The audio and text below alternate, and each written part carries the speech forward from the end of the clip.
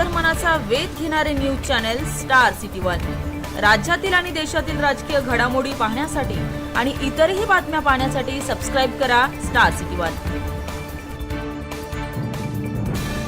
की इथे आपले एकच उमेदवार रिंगणात आहे। सिनेटच्या निवडणुकीत 10च्या 10 उमेदवार आपले होते आणि ती जी आपण रिस्क घेतली होती 2010 साली पहिल्यांदा मी ठरवलं कुठच्याही पक्षासोबत तडजोड करायची नाही, कॉम्प्रोमाइज करायचं नाही, 10च्या 10 रिंगणात टाकायचे। त्यावेळी 8 जिंकून आणले, मागच्या वेळी 10 जिंकून आले। ती आपली जी तयारी होती अशी तयारी होती आणि ती निवडणूक तर तुम्हाला सांगतो पोतनी साहेब, तुम्हाला माहिती आहे आपला पालघर जिल्हा, मुंबई उपनगर आणि शहर, कल्याण डोंबिवली, ठाणे, रायगड, रत्नागिरी, सिंधुदुर्ग 12.5 लोकसभा ह्याच्यात येतात आणि 12.5 लोकसभेत जाऊन आपण वेगळे वेगळे सगळ्यांना प्रत्येक लोकसभेला वेगळं वेगळं कॉम्बिनेशन देत असतो। म्हणजे कुठेतरी 5-4-3-2-1, कुठे कुठे 1-2-3-4-5, काही काही ठिकाणी 3-5-3-2-1 वगैरे असं वेगळं वेगळं देत असतो। पण ते सगळं आपण चोखपणे केल्यामुळे 10च्या 10 जिंकून आल्या। ह्यावेळी तर काम सोपं आहे।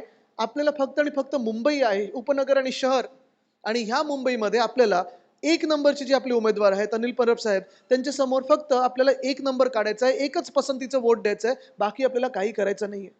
यावेळी ना ईव्हीएम आहे ना व्हीव्हीपॅट आपल्याला बघायचं आहे, ते बटन दाबायचं असं काही नाहीये। आपल्याला एक नंबर बरोबर त्या बॉक्समध्ये काढायचा आणि एक नंबर जर आपण काढलं तर 100% आपला विजय हा पक्का झालेला असेल। ही खात्री तर आपल्याला आहे, जिंकणार ही खात्री आपल्याला आहे, पण विजय जेव्हा पक्का होतो तेव्हा जास्तीत जास्त मतदैक्याने झालं पाहिजे आणि कमीत कमी मतं बाद झाली पाहिजेत। किंबहुना आपण असं चॅलेंज घेतलं पाहिजे यावेळी, कदाचित वेगळे वेगळे लोक तुम्हाला वेगळी वेगळी चॅलेंजेस देतील।